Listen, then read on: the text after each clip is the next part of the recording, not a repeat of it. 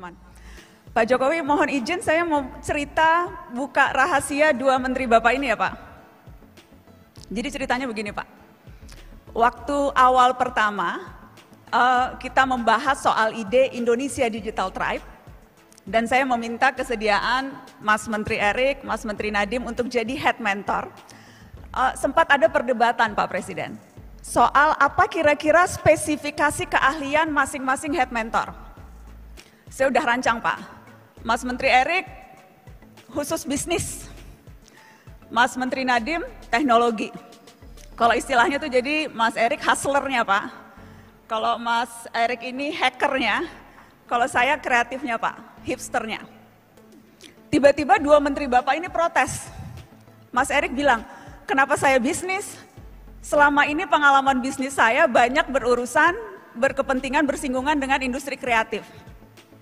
Menteri yang satu protes juga Pak, kenapa teknologi?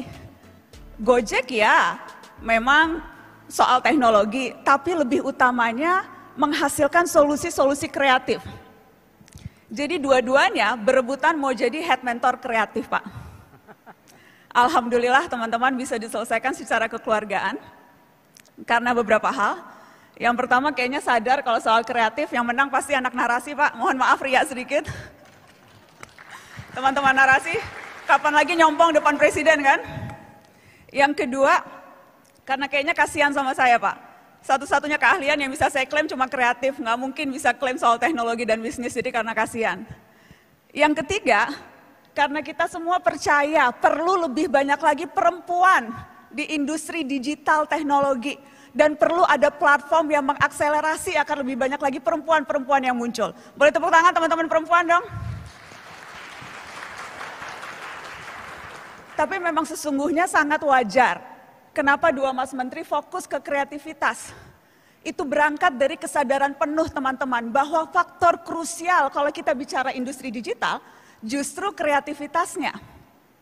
Salah satu ciri talenta yang paling diincar, yang paling unggul di abad ke-21, kreativitas.